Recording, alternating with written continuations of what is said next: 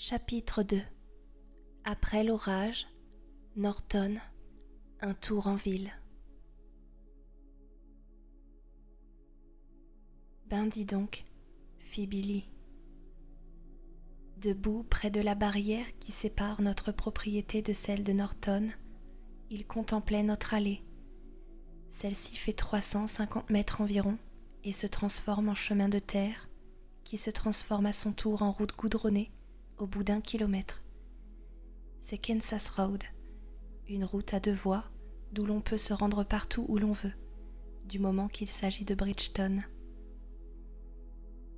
Je vis ce que Billy regardait et mon cœur se glaça. Ne t'approche pas plus, Billy. Tu es bien assez près comme ça. Il ne chercha pas à en discuter. Le temps était d'une clarté remarquable. Le ciel, toujours brumeux pendant la canicule, était redevenu d'un bleu profond, vif, comme un ciel d'automne. Une légère brise faisait danser des taches de soleil dans l'allée, lui donnant un air guilleré. Non loin de l'endroit où se tenait Billy, un sifflement continu s'élevait du sol et là, dans l'herbe.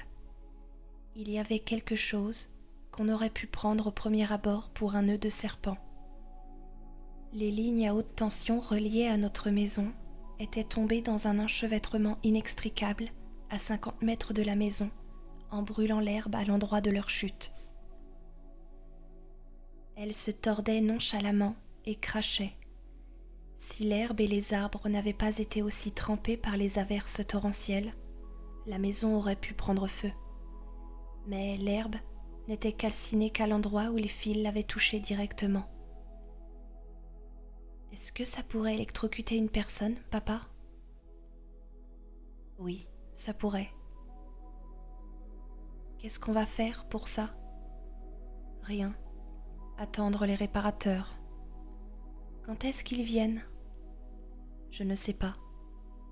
Les gosses de 5 ans ont autant de questions en réserve qu'il y a de gouttes d'eau dans la mer. Ils doivent avoir beaucoup de travail ce matin.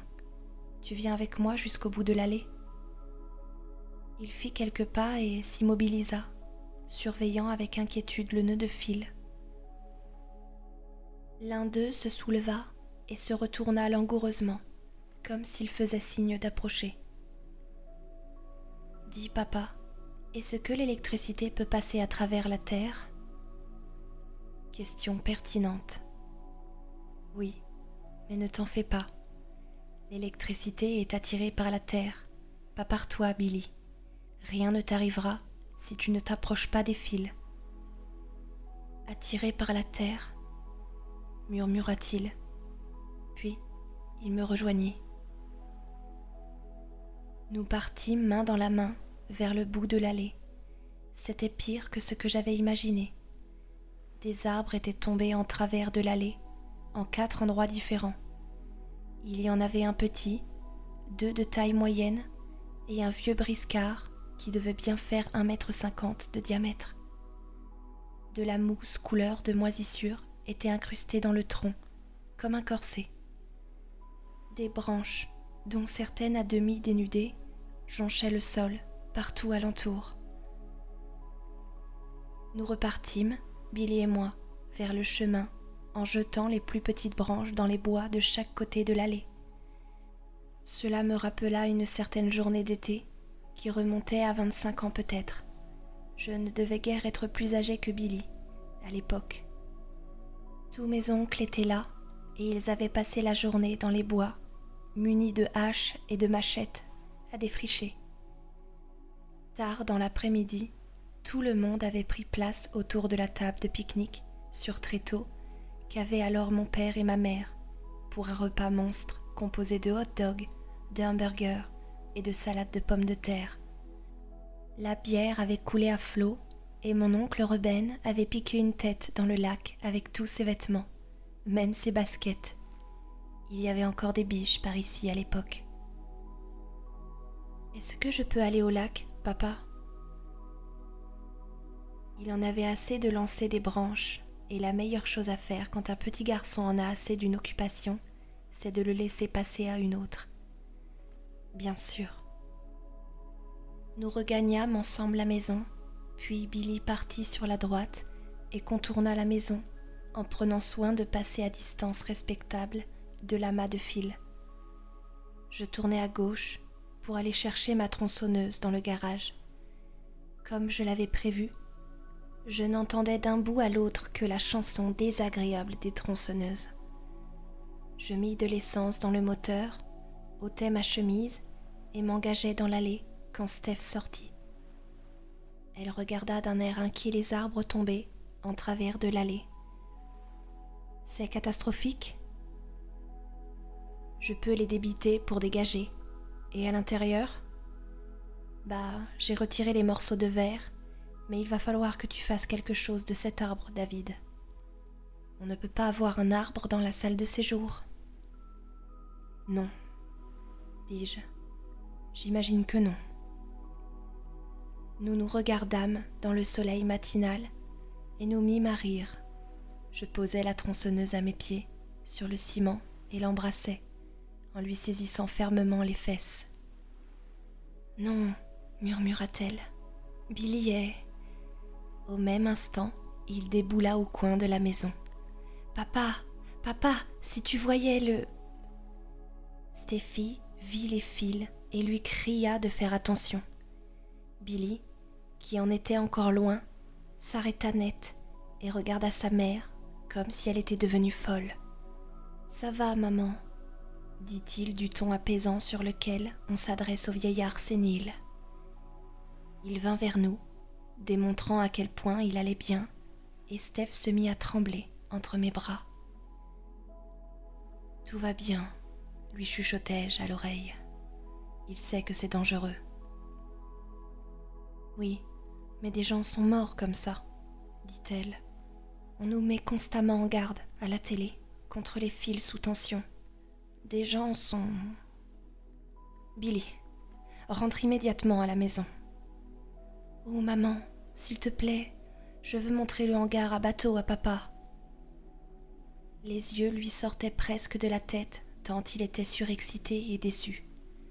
Il avait eu un avant-goût d'apocalypse en découvrant ce dont était capable la nature déchaînée, et il voulait le faire partager. « Tu vas rentrer immédiatement. Ces fils sont dangereux et... »« Papa, dis qu'ils sont attirés par la terre, pas par moi. »« Ne discute pas avec moi, Billy. »« Je vais aller voir, Billy. Vas-y de ton côté. » Je sentais Steph se raidir contre moi. « Fais le tour par l'autre côté, bonhomme. »« D'accord, papa. » Il passa devant nous comme une flèche et descendit deux par deux les degrés de pierre qui contournent la maison à l'ouest. Il disparut, le pan de sa chemise flottait derrière lui, et une exclamation nous parvint dans son sillage. « Ouh là là !» quand il découvrit une nouvelle catastrophe. « Il sait qu'il doit se méfier des fils, Steffi. » Je la pris doucement par les épaules. « Il en a peur, c'est ce qu'il faut. Il ne fera pas d'imprudence. » Une larme coula le long de sa joue. « J'ai peur, David. » »« Voyons, c'est complètement fini. »« Ah bon, l'hiver qu'on a eu, et le printemps tardif. En ville, on dit que c'était un printemps noir, et qu'on n'en avait pas vu par ici depuis 1888. On désignait sans doute Madame Carmody, qui tenait l'antiquaire de Bridgeton, une boutique de brocante où Steph aimait bien aller farfouiller de temps en temps. Billy adorait l'accompagner. Dans un recoin sombre et poussiéreux à l'arrière du magasin, des chouettes empaillées aux yeux cerclés d'or déployaient à tout jamais leurs ailes. Les serres définitivement refermées autour de bûches vernies, des ratons laveurs empaillés formaient un trio au bord d'un ruisseau, représenté par un éclat de miroir allongé et couvert de poussière, et un loup mité, au museau écumant, de sciure de bois à la place de salive, montrait les crocs, figés pour l'éternité. Madame Carmody prétendait que son père avait tué le loup au bord du Stevens, où il était allé s'abreuver, par un après-midi de septembre, en 1901. Ma femme et mon fils trouvaient leur bonheur dans ces expéditions à la boutique d'antiquités. Grâce à la taxidermie, elle était à la fête et il faisait l'apprentissage de la mort. Mais j'estimais que la vieille dame exerçait une influence fâcheuse sur Steph, femme pragmatique, dotée d'un sens aigu des réalités. Elle avait découvert son point vulnérable, une sorte de talon d'Achille mental. Il faut dire que Stéphie n'était pas la seule à éprouver une telle fascination pour les déclarations obscurantistes et les remèdes de bonne femme de Madame Carmody, qu'elle prescrivait toujours au nom de Dieu le Père. Les décoctions d'écorce étaient censées faire disparaître bleu et ecchymose si votre époux avait le vin mauvais. On pouvait prévoir comment serait l'hiver en comptant les anneaux des chenilles au mois de juin ou en mesurant l'épaisseur des rayons de miel au mois d'août. Et désormais, que Dieu nous protège, on avait droit au printemps noir de 1888. Insérez ici le nombre de points d'exclamation voulus. J'avais entendu moi aussi cette légende, de celle qu'on se plaît à faire circuler par ici. Si le printemps est assez froid, la glace qui recouvre les lacs noircit, prétendons, au bout de quelque temps, à la manière d'une dent cariée. Cela se produit rarement, mais quand même pas loin d'une fois par siècle. On se plaisait à la faire circuler, mais je doute que quiconque y ait mis autant de conviction que Madame Carmody. L'hiver a été dur et le printemps tardif, dis-je, et l'été est très chaud. Et il y a eu un violent orage, mais il est passé. Je ne te reconnais pas, Stéphanie. Ce n'était pas un orage ordinaire, dit-elle du même ton rauque. Non, dis-je, ça, je te l'accorde. C'est Bill Giusti qui m'avait parlé du printemps noir. Bill possédait et faisait marcher, tant bien que mal, le poste d'essence mobile de Casco Village. Bill gérait son affaire avec ses 3 voyous de fils et l'aide occasionnelle de ses 4 voyous de petits-fils, quand ils se décidaient à sortir la tête du moteur de leur autoneige et de leur moto de course. Bill avait 70 ans, en paraissait 80 et pouvait encore boire comme à 23, quand le cœur lui en disait. J'avais emmené Billy faire le plein de la Jeep le lendemain du jour où une tempête surprise, au beau milieu du mois de mai, avait fait tomber près de 30 cm de neige sur la région, recouvrant les jeunes pousses et les fleurs. Giusti, qui était saoul pour de bon, s'était fait un plaisir de nous raconter l'histoire du printemps noir, argumenté de détails de son cru. Mais il neige parfois en mai. Il neige et au bout de 2 jours, tout est fondu. Rien d'extraordinaire. Steph jeta encore un coup d'œil au fil sous tension, peu convaincu. Quand la compagnie va-t-elle envoyer quelqu'un? S'enquit-elle. Dès qu'ils pourront. Ça ne devrait pas être long. Mais je ne veux pas que tu te fasses de soucis pour Billy. Il a la tête sur les épaules. Il laisse peut-être traîner ses vêtements, mais il ne va certainement pas fourrer ses pieds dans un tas de fils électriques. Il tient sa petite personne. Je posai un doigt à la commissure de ses lèvres où, en réponse, un sourire s'esquissa. « Ça va mieux ?»« J'ai toujours l'impression que ça va mieux avec toi, » dit-elle, et cela me mit du baume au cœur. Depuis la rive du lac, Billy nous criait de venir voir. « Viens, dis-je, allons voir les dégâts. »« Si je veux voir des dégâts, dit-elle d'un ton grognon, je n'ai qu'à aller m'asseoir dans la salle de séjour. Allez, fais-lui plaisir. » Nous descendîmes les degrés de pierre, la main dans la main. Nous arrivons juste au premier tournant quand Billy, qui venait dans l'autre sens, faillit nous heurter en courant. « Du calme, fit Steph, les sourcils légèrement froncés. Peut-être l'imaginait-elle se jetant de la même manière dans le nid de fils mortels. « Venez vite voir, fit Billy, le souffle court. Le hangar à bateau est complètement défoncé. Il y a un ponton sur les rochers et les arbres dans la crique. Merde !» « Billy Drayton !» s'écria Steph en colère. « Pardon, maman, mais il faut que vous... Ouh là là !» Et le voilà reparti. Son coup fait, l'oiseau de mauvais augure s'envole, constatai-je, ce qui fit de nouveau rire Steph. « Écoute, quand j'aurai dégagé l'allée, j'irai au bureau de la compagnie d'électricité de Portland Road, leur dire ce qui s'est passé. D'accord ? » ?»« D'accord, » dit-elle reconnaissante. « Quand crois-tu pouvoir y aller ? » À part le grand arbre, au tronc corseté de mousse couleur de moisissure, je comptais à peu près 1 heure de travail. Avec le grand, je ne pensais pas en avoir fini avant 11 heures. « Je vais te faire à déjeuner ici alors, mais il faudra me rapporter quelques provisions du supermarché. On est presque à court de lait et de beurre. Et aussi... Bon, je te donnerai une liste. » Mettez ma femme devant une catastrophe et elle se transforme en écureuil. Je la serrai contre moi et approuvai du chef. Nous contournâmes la maison. Il ne me fallut qu'un seul coup d'œil pour comprendre l'état de surexcitation dans lequel Billy était. « Mon Dieu !» dit Steph faiblement.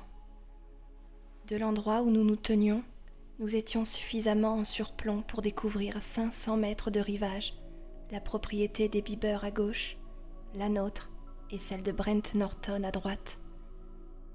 Le vieux pin qui montait la garde devant la crique où nous amarrions le bateau était cassé en 2. Ce qu'il en restait ressemblait à un crayon grossièrement aiguisé, et l'intérieur du tronc était d'un blanc scintillant qui paraissait vulnérable, par contraste avec l'écorce noircie par l'âge et les intempéries. Les 3 mètres d'arbre, la moitié supérieure du vieux pin, étaient en partie immergés dans l'eau peu profonde de la crique. C'était déjà une chance inouïe que notre petit Star Cruiser ne se soit pas trouvé en dessous. Le moteur avait manifesté des signes de fatigue la semaine passée et il était toujours à la marina de Naples, où il attendait patiemment son tour. De l'autre côté de notre petit bout de rive, le hangar à bateau construit par mon père, celui-là même qui avait abrité un Christcraft de 20 mètres de long, du temps où la fortune de la famille Drayton se mesurait à une autre échelle, soutenait quant à lui le poids d'un autre arbre. Je vis que c'était le grand qui se dressait jusque-là à la limite de la propriété de Norton, de son côté à lui. Je fus saisi d'un violent excès de colère. Voilà 5 ans que l'arbre était mort et il aurait dû l'abattre depuis longtemps. Notre hangar l'avait retenu, l'empêchant de tomber plus bas. Le toit avait l'air de guingois, comme sous. Le vent avait dispersé alentour des bardeaux de bois arrachés au bâtiment par la chute de l'arbre. Le qualificatif de Billy, défoncé, en valait bien un autre. « C'est l'arbre de Norton !» s'écria Steph, d'un ton tellement scandalisé que je ne pus m'empêcher de sourire en dépit du chagrin que j'éprouvais. Le mât du drapeau était couché dans l'eau et la bannière étoilée flottait, détrempée à ses côtés, dans un fouillis de cordages. Et j'imaginais d'ici la réponse de Norton. « Faites-moi donc un procès !» Billy était sur la jetée de pierre, occupé à examiner le ponton que la tempête avait jeté sur les rochers.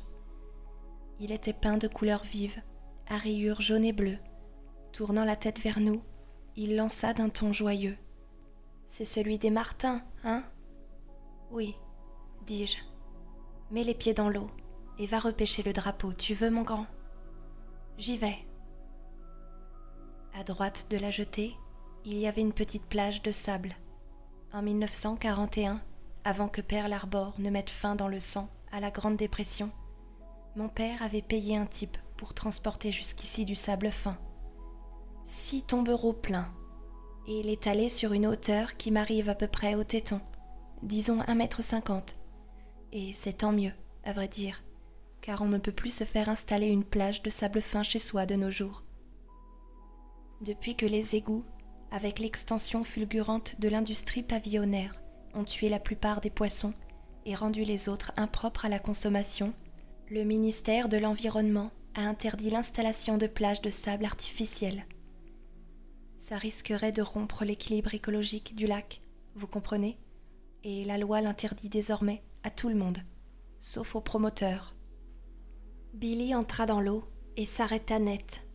Au même instant, je sentis Steph se raidir contre moi et j'en découvris à mon tour la raison. La rive opposée du lac, celle de Harrison, avait disparu.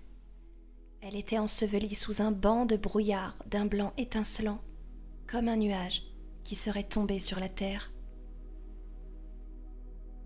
Le rêve que j'avais fait la nuit précédente me revint, et quand Steph me demanda ce que c'était, le mot qui me vint aux lèvres et que je retins de justesse fut « Seigneur ». David ? La rive d'en face était entièrement escamotée, mais tant d'années passées à contempler Long Lake me donnaient à croire qu'elle n'était pas très loin, dans la brume, à quelques mètres seulement peut-être. La ligne de brume était parfaitement rectiligne. « Qu'est-ce que c'est, papa ?» cria Billy. Il était dans l'eau jusqu'aux genoux et tentait d'attraper le drapeau, alourdi d'eau. « Une nappe de brouillard, dis-je. »« Sur le lac ?» s'étonna Steph, et je lus dans ses yeux l'influence de Madame Carmody. Maudite bonne femme. Le malaise que j'avais moi-même ressenti pendant quelques instants passait peu à peu. Les rêves, après tout, sont irréels, impalpables, comme la brume elle-même. Pourquoi pas ?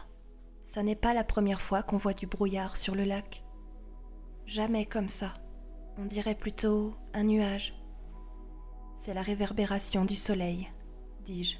Ça fait la même chose quand on passe au-dessus des nuages en avion. À quoi c'est dû ? Il n'y a du brouillard que par temps humide d'habitude. La preuve que non, remarquai-je. Pas à Harrison, apparemment. Ça doit être un résidu de la tempête, la rencontre entre deux fronts ou quelque chose dans ce goût-là. Tu es sûr, David ? Je ris et lui passai le bras autour du cou.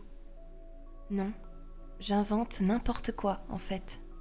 Si j'en étais sûre, c'est moi qui annoncerais la météo aux informations de 6 heures. Allez, va préparer ta liste de commissions. Elle m'adressa un dernier coup d'œil, dubitatif, regarda pendant quelques instants le banc de brume, la main en visière pour se protéger les yeux, et secoua la tête. « Bizarre, dit-elle, et elle s'en fut.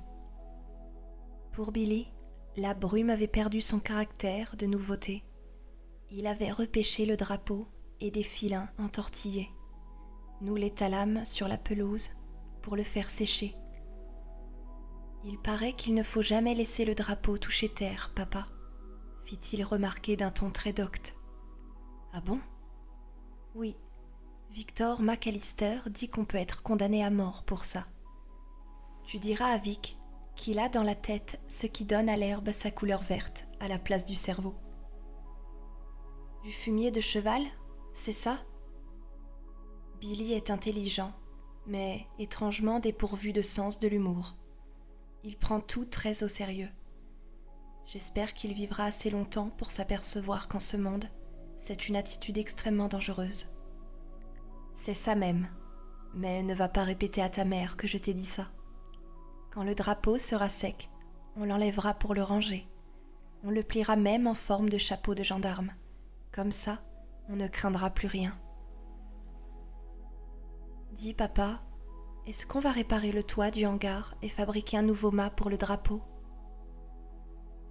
Pour la première fois, il semblait anxieux. Il commençait peut-être à en avoir assez, pour un temps, de toutes ces catastrophes. Je lui tapais sur l'épaule. C'est comme si c'était fait.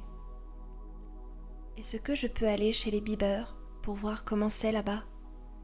2 minutes alors.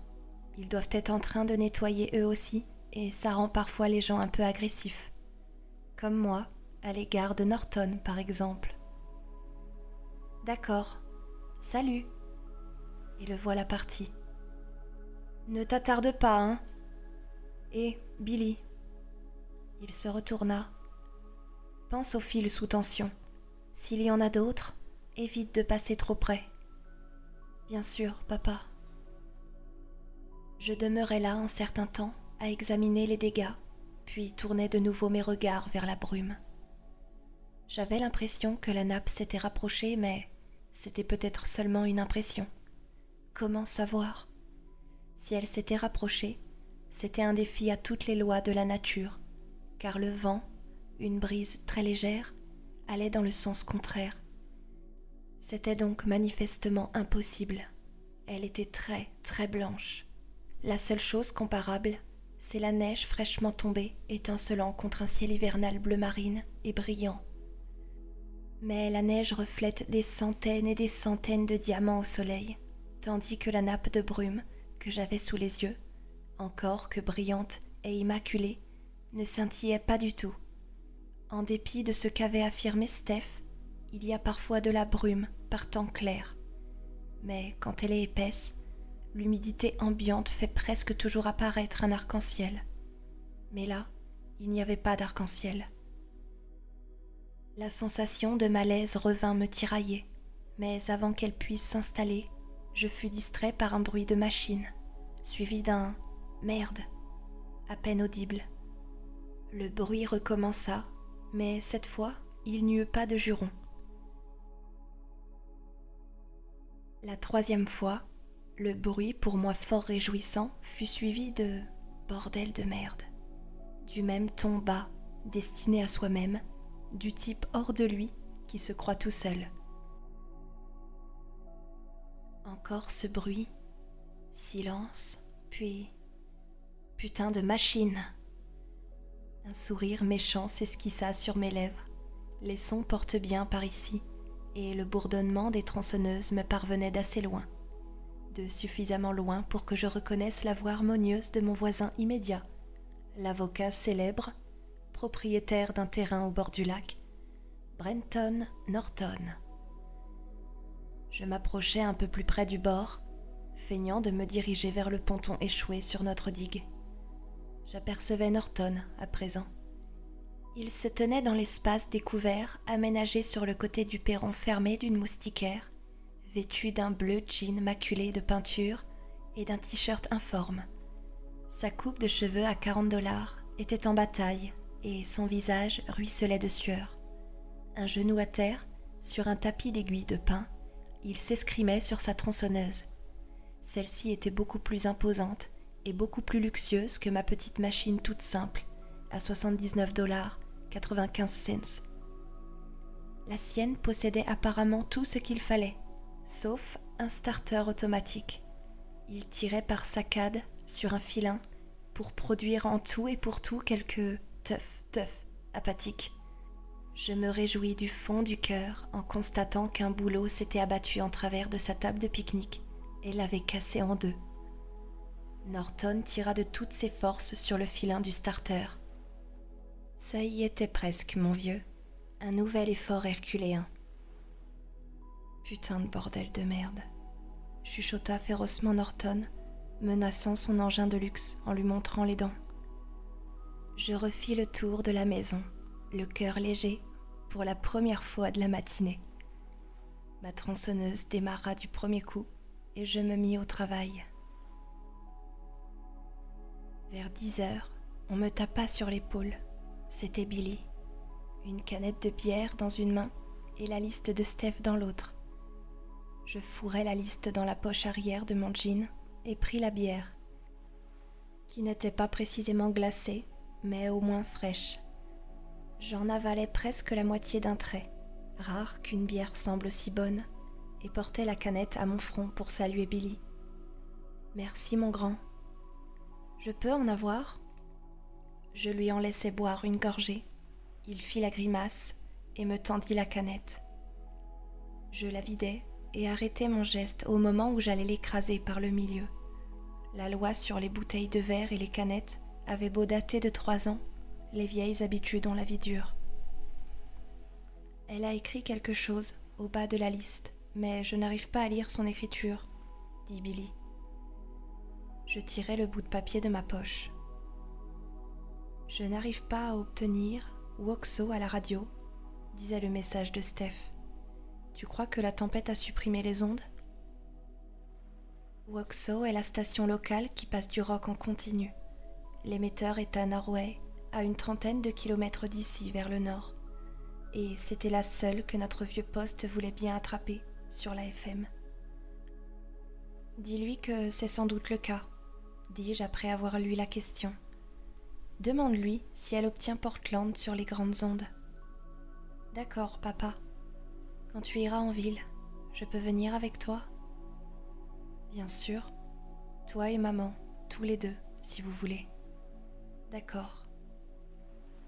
Il repartit en courant vers la maison, en remportant la canette vide. Je m'étais frayé un chemin jusqu'au grand arbre. Je fis ma première entaille, sciai à cet endroit et éteignis quelques instants le moteur pour le laisser refroidir. L'arbre était vraiment trop gros pour lui, mais ça devrait aller si je n'allais pas trop vite. Je me demandais si le chemin de terre qui menait à Kansas Road était dégagé, et à l'instant même où je me posais la question, un camion orange de la compagnie d'électricité y passa, se rendant vraisemblablement à l'autre bout de notre petite route. Tout allait bien donc.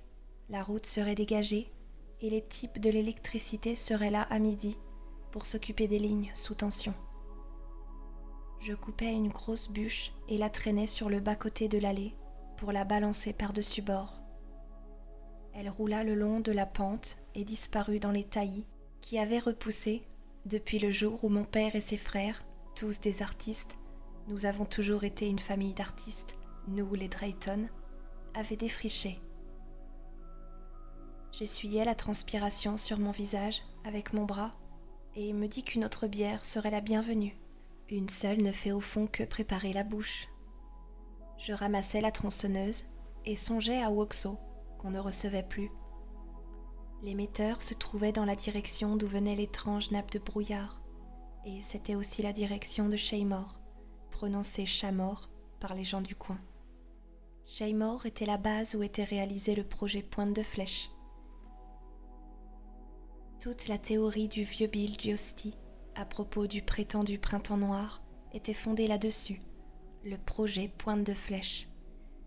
Dans la zone ouest de Shaymore, non loin de l'endroit où la ville borde Stoneham, se trouvait un terrain appartenant au gouvernement, entouré de fils de fer barbelés. Des sentinelles montaient la garde, il y avait des caméras reliées à un circuit de télévision fermé, et Dieu sait quoi d'autre. C'est du moins ce que j'avais entendu dire.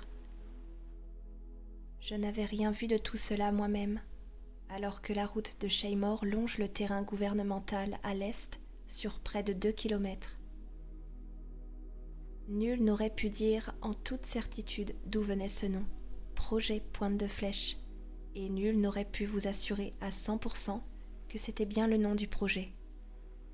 S'il y avait effectivement un projet, Giusti affirmait que c'était le cas, mais quand on lui demandait d'où il tenait ses renseignements, ses réponses devenaient vagues. Sa nièce, disait-il, travaillait à la compagnie du téléphone et elle avait entendu des choses. Des trucs atomiques, expliqua Bill ce jour-là, le bras sur la vitre de la Jeep, en me soufflant au visage son haleine chargée de Pabst. C'est avec ça qu'ils font mumuse là-dedans. À bombarder des atomes dans les airs et tout ça. L'air est rempli d'atomes, monsieur Giusti, avait fait remarquer Billy. C'est Madame Neyri qui l'a dit. Madame Neyri dit que tout est rempli d'atomes. Bill Giusti tourna vers mon fils, ses yeux injectés de sang, et le long regard qu'il lui adressa eut finalement raison de lui. Ces atomes-là sont différents, fiston. Ah bon ? Murmura Billy, abandonnant la partie. Selon Dick Muller, notre agent d'assurance, le projet Pointe de Flèche était un centre expérimental du ministère de l'Agriculture, purement et simplement. Des tomates plus grosses, pour un temps de croissance plus court, avait-il déclaré d'un ton docte avant de reprendre la démonstration, prouvant que je rendrais de bien meilleurs services à ma famille en mourant jeune. D'après Janine Lawless, notre factrice, on y menait des études géologiques qui avaient à voir avec l'huile de schiste. Elle le savait de source sûre, car le frère de son époux connaissait quelqu'un qui... Et maintenant, Madame Carmody, sa thèse devait plutôt se rapprocher de celle de Bill Giusti. Pas seulement des atomes, mais des atomes différents. Je débitais encore 2 tronçons du vieil arbre et les balançais dans la pente avant le retour de Billy, une bière dans une main et un mot de Steph dans l'autre. S'il existe une activité que Billy préfère à celle de messager, je me demande bien ce que ça peut être. « Merci », dis-je en me saisissant des 2. « Je peux en boire une gorgée ?»« Une seule alors. Tu en as bu 2 tout à l'heure. Je ne peux pas te laisser te saouler à 10 heures du matin. »« 10h15, précisa-t-il, et il sourit timidement au-dessus de la canette. Je lui souris en retour. Non que sa plaisanterie fût particulièrement drôle, voyez-vous, mais Billy en fait si rarement. Puis je lus le message. « J'ai eu JBQ à la radio », avait écrit Steph. « Ne te saoule pas avant d'aller en ville. Tu peux encore en avoir une autre, mais c'est la dernière avant le déjeuner.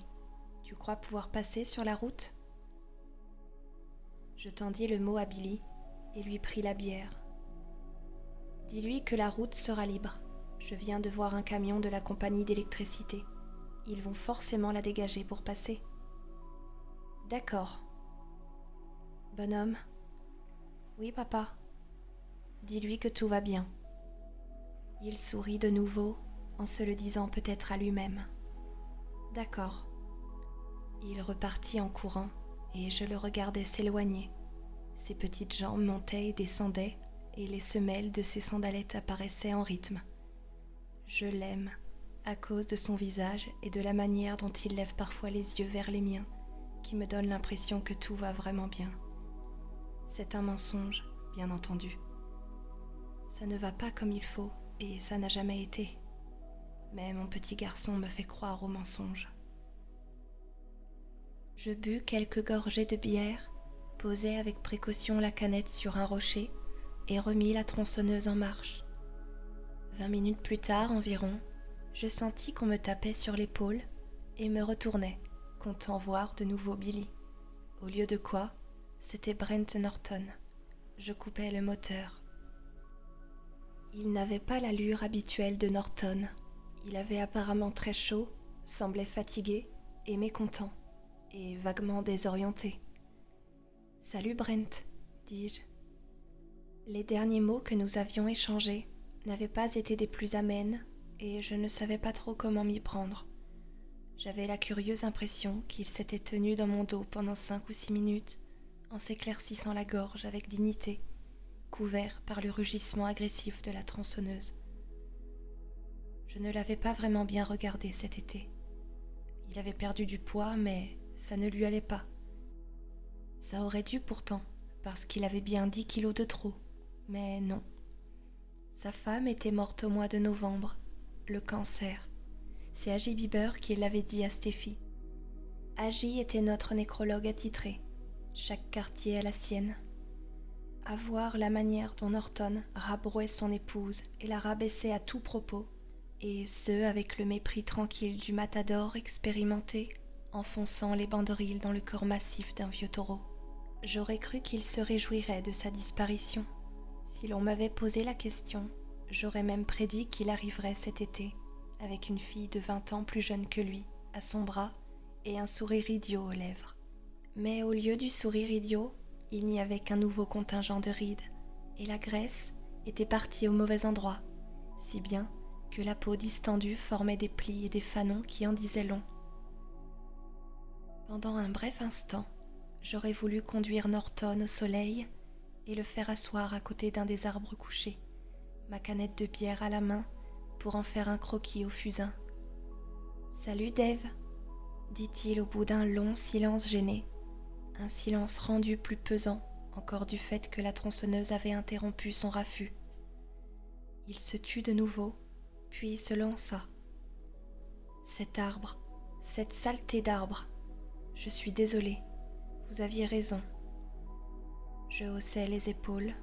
« Un autre est tombé sur ma voiture, dit-il. Je suis vraiment désolé de l'apprendre. » Commençai-je. Puis je fus pris d'un doute horrible. Pas sur la T-Bird, n'est-ce pas ? Si, sur elle. Norton possédait une Thunderbird 1960 à l'état neuf, qui n'avait que 30 000 km. Elle était d'un profond bleu nuit à l'intérieur et à l'extérieur. Il ne la conduisait que l'été, et rarement encore. Il aimait cette voiture comme d'autres hommes aimaient les trains électriques, ou les maquettes de bateaux, ou les pistolets à fléchettes. Quelle vacherie, dis-je, et c'était sincère. Il secoua lentement la tête. J'ai failli ne pas la prendre. J'ai failli prendre le break, et puis je me suis dit que c'était absurde. Je l'ai prise, et un grand pin presque mort est tombé dessus. Le toit est complètement défoncé, et je voulais le couper. L'arbre, j'entends, mais impossible de faire démarrer ma tronçonneuse. Dire que j'ai payé $200 cette putain de machine, et... Sa gorge se mit à émettre des petits cliquetis, sa bouche s'ouvrait et se refermait comme s'il tentait de mastiquer des dattes en n'ayant plus une seule dent. Un instant, et, sans que j'y puisse rien, je crus qu'il allait se mettre à brailler comme un gosse sur un tas de sable. Puis il reprit plus ou moins le contrôle de lui-même, soupira et se détourna comme pour regarder les tronçons de l'arbre que j'avais déjà débité. « Bon, on peut jeter un coup d'œil à votre scie, dis-je. Votre T-Bird était assurée contre ce genre de choses ? Oui, dit-il, comme votre hangar à bateau. Je compris ce qu'il voulait dire, et la phrase de Steph à propos des assurances me revint de nouveau à l'esprit. Dites donc, Dave, je me demandais si je ne pourrais pas vous emprunter votre Saab pour aller en ville. Je pensais aller acheter du pain, de la viande froide et de la bière. Beaucoup de bière. On va y aller en jeep, Billy et moi, dis-je. Vous pouvez nous accompagner si vous voulez. Enfin, si vous me donnez un coup de main pour tirer le reste de l'arbre sur le côté. Volontiers. Il saisit le tronc par un bout, mais parvint à peine à le soulever. C'est moi qui fis presque tout le travail. À nous deux, nous réussîmes à le faire basculer jusque dans les taillis. Norton soufflait et haletait, les joues presque violettes. Après tous les efforts qu'il avait déployés pour tenter de faire démarrer sa tronçonneuse, je me faisais un peu de soucis pour son cœur. « Ça va ?» m'enquis-je, et il fit oui de la tête, le souffle court.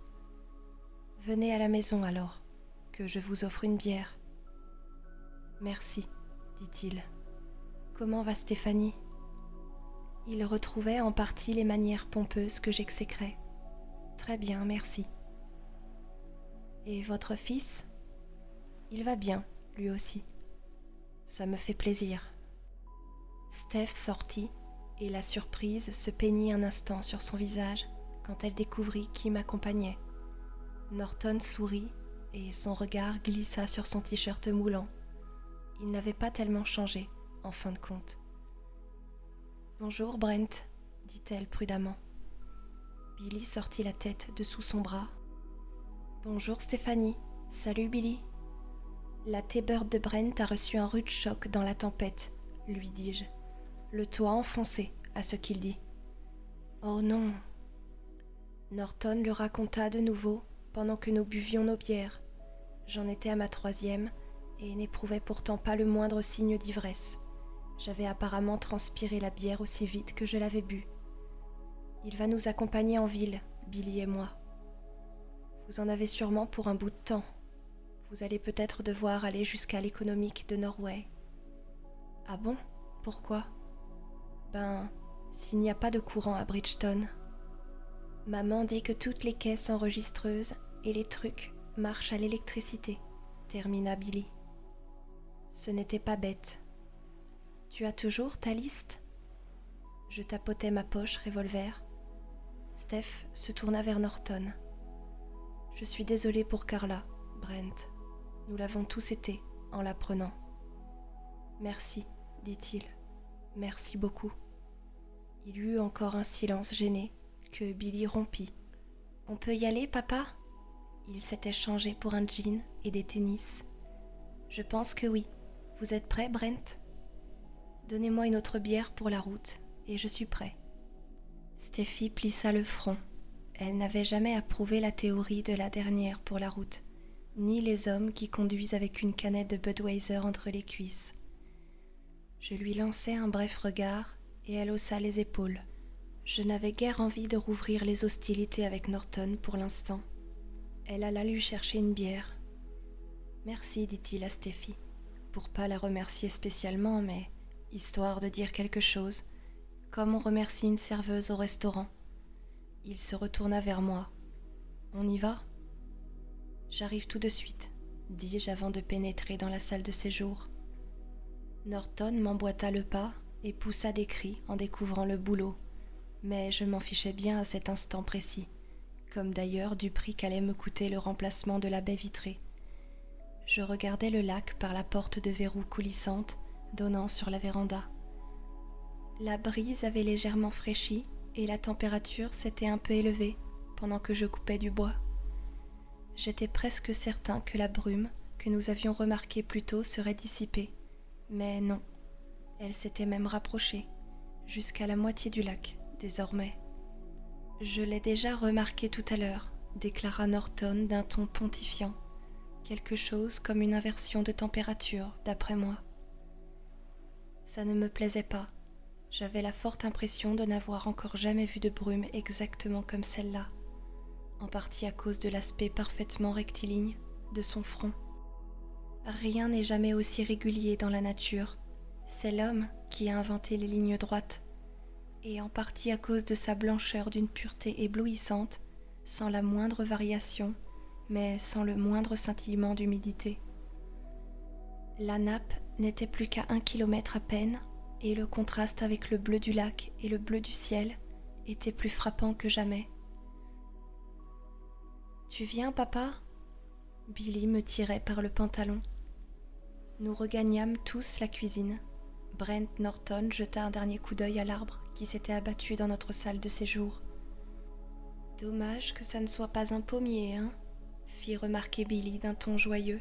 « C'est drôle, vous ne trouvez pas ?»« Ta mère est une marrante, Billy, » dit Norton. Il ébouriffa négligemment les cheveux de Billy et son regard s'égara de nouveau sur le t-shirt de Steph. Non, décidément, jamais je ne serais capable de trouver ce type sympathique. « Écoute, pourquoi ne viendrais-tu pas avec nous, Steph ?» demandai-je. Sans raison précise, j'avais soudain envie qu'elle nous accompagne. « Non, je crois que je vais rester pour arracher un peu les mauvaises herbes, » dit-elle. Elle porta ses regards vers Norton, puis de nouveau vers moi. On dirait que je suis la seule chose qui ne marche pas à l'électricité ce matin. Norton rit de trop bon cœur. J'avais reçu le message, mais insistais quand même.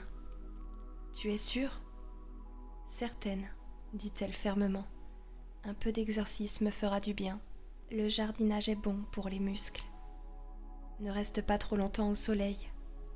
Je mettrai mon chapeau de paille. Je préparerai des sandwichs pour votre retour. » « Parfait. » Elle leva vers moi son visage pour recevoir un baiser. « Sois prudent, il peut y avoir des chutes de branches sur la route. Je ferai bien attention. »« Toi aussi, fais attention, » dit-elle à Billy, et elle l'embrassa sur la joue. « Oui, maman. » Il franchit la porte et le cadre de la moustiquaire craqua en se rabattant derrière lui. Norton et moi lui emboîtâmes le pas. « Si on passait par chez vous d'abord pour couper l'arbre et dégager la Thunderbird, proposai-je. J'étais soudain prêt à trouver toutes sortes de prétextes pour retarder notre départ. Je ne tiens pas à revoir ça avant d'avoir déjeuné et avalé encore 2 ou 3 de celles-ci, dit Norton en levant sa canette de bière. Le mal est fait, mon vieux Dave. Je n'appréciais pas non plus qu'il m'appelle mon vieux. Nous prîmes place tous les 3 à l'avant de la Jeep. Au fond du garage, la lame chasse-neige ébréchée luisait comme la lame de la faucheuse. Et je sortis en marche arrière, en faisant craquer sous les roues un tapis de petites branches amené par le vent. Steph se tenait sur le chemin cimenté qui mène au potager à l'extrême ouest de notre propriété. Elle avait passé des gants de jardinage et tenait une paire de cisailles dans une main et une binette dans l'autre. Elle avait coiffé son vieux chapeau de soleil cabossé qui battait d'ombre son visage. Je donnai 2 petits coups de klaxon et elle leva en réponse la main qui tenait les cisailles. Nous démarrâmes. Depuis lors, je n'ai plus revu ma femme. Nous dûmes nous arrêter une fois avant d'atteindre Kansas Road. Depuis le passage du camion de la compagnie d'électricité, un assez grand pin s'était abattu en travers du chemin. Norton et moi descendîmes le déplacer pour que je puisse le contourner à 2 centimètres près. Nous nous noircîmes les mains à l'ouvrage. Billy aurait bien voulu nous aider, mais je lui fis signe de rester dans la voiture. J'avais peur qu'il ne s'enfonce une branche dans l'œil. Les vieux arbres me font toujours penser aux Ents du Seigneur des Anneaux, le merveilleux récit de Tolkien, mais des Ents devenus malveillants. Les vieux arbres nous veulent du mal, que l'on fasse une randonnée avec des skis ou des raquettes aux pieds, ou que l'on se promène tranquillement dans les bois, les arbres nous veulent du mal. Je crois même qu'ils nous tueraient s'ils en étaient capables. La voie se révéla libre tout au long de Kansas Road, mais des lignes à haute tension étaient tombées en plusieurs endroits. 500 mètres environ après avoir dépassé le terrain de camping de Vicky Lynn, un pylône électrique était couché de tout son long dans le fossé, les fils grouillant autour du sommet comme une chevelure en broussailles. Quelle tempête, tout de même, constata Norton de son ton doucereux et infatué, mais il n'était plus pontifiant cette fois, seulement solennel.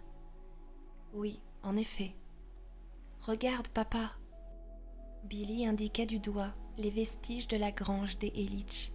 Pendant 12 ans, on avait pu voir sa silhouette affaissée dans le champ de Tommy Elitch, enfoui jusqu'aux hanches parmi les tournesols, les solidages et les lilas. À chaque automne, je me disais qu'elle ne résisterait pas à un nouvel hiver, et au printemps, elle était toujours là. Mais cette fois, c'était fini. Il ne restait plus qu'un amas de décombres, informe, et un toit presque entièrement dépouillé de ses bardeaux. Son heure avait sonné, et, sans raison apparente, cette phrase résonna en moi avec des accents solennels, tel un sinistre présage. La tempête était venue pour la détruire. Norton finit sa bière, écrasa la boîte dans sa main et la laissa tomber négligemment sur le plancher de la Jeep. Billy ouvrit la bouche pour dire quelque chose et la referma. Bravo, Billy. Norton était du New Jersey, où il n'existait pas la loi sur la consigne des bouteilles et des canettes. J'imagine qu'on pouvait lui pardonner d'avoir gaspillé mes cents en écrasant ma canette alors que j'avais tant de mal à me souvenir de ne pas le faire moi-même. Billy entreprit de tourner les boutons de la radio et je lui demandai de voir si Woxo était de retour sur les ondes. Il régla sur FM 92 et n'obtint qu'un bourdonnement continu. Il me regarda en haussant les épaules. Je réfléchis quelques instants. Quelles étaient les autres stations situées de l'autre côté de la curieuse nappe de brouillard ? Essaie WBLM, dis-je.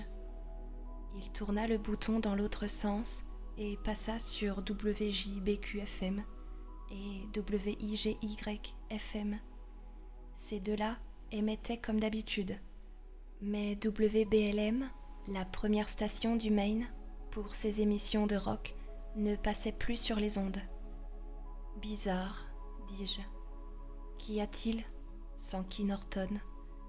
Rien, je pensais à voix haute. Billy était revenu en arrière pour régler la radio sur le programme musical de WJBQ. Nous arrivâmes rapidement en ville. La laverie automatique du centre commercial était fermée, l'absence de courant rendant naturellement les machines à laver inutilisables. En revanche, le drugstore de Bridgeton et le supermarché étaient ouverts. Le parking était presque complet et, comme toujours au milieu de l'été, un grand nombre de voitures arboreraient des plaques d'autres États.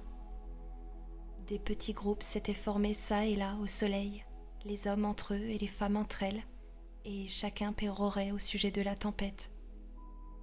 J'aperçus Madame Carmody, celle des animaux empaillés et de l'eau miraculeuse.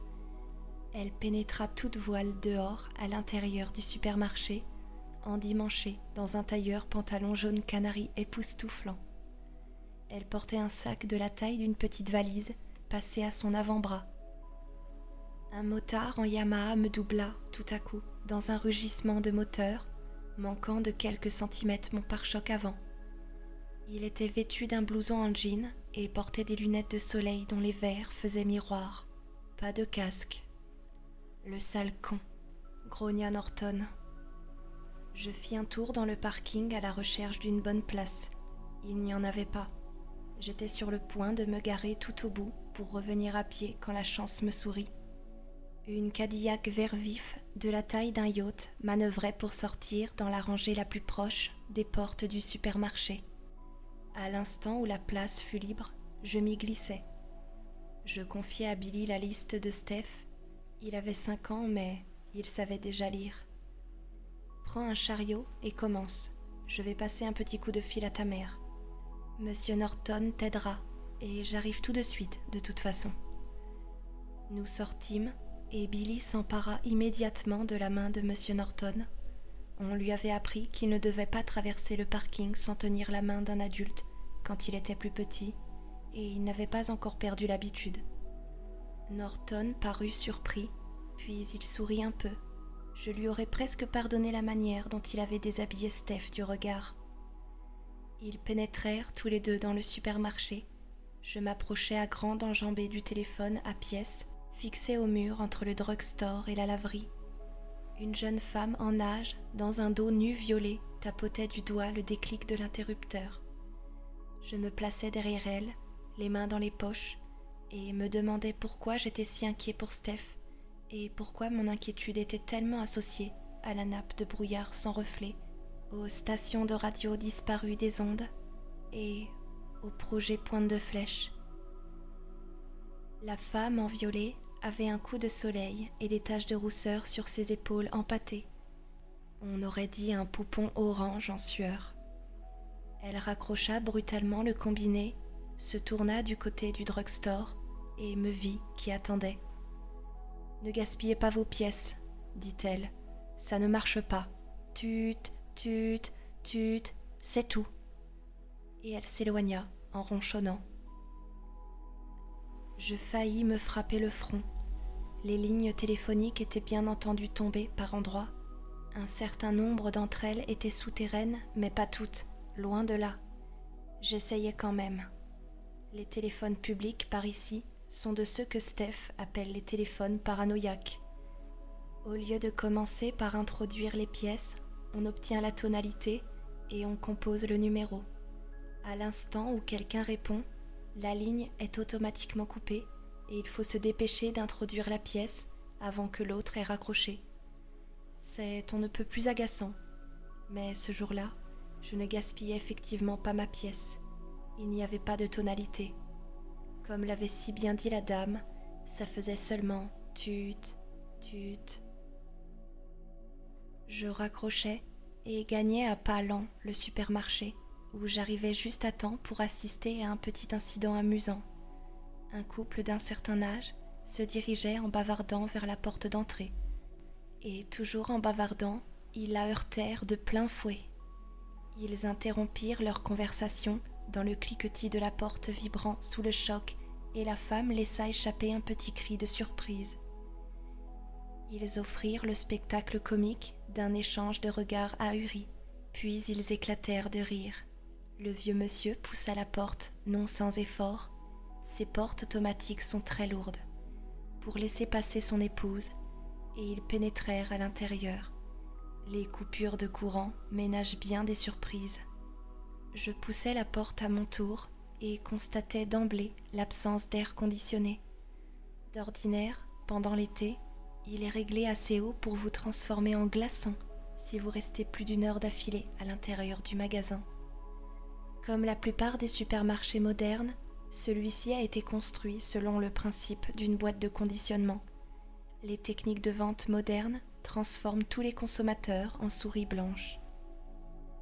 Les produits de première nécessité, les aliments de base tels que le pain, le lait, la viande, la bière et les repas surgelés tout préparés se trouvent tout au bout du magasin. Pour s'y rendre, il faut passer devant tous les articles que l'homme moderne a des chances de vouloir acheter sur un coup de tête. Cela va du briquet jetable aux os en caoutchouc pour chiens. Tout de suite, en entrant, se trouve le rayon des fruits et légumes. J'y jetai un coup d'œil.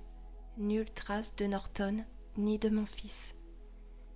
La vieille dame qui s'était cognée dans la porte examinait les pamplemousses. Son époux avait sorti un filet à provisions pour y mettre leurs achats. Je m'engageai dans l'allée et tournai à gauche.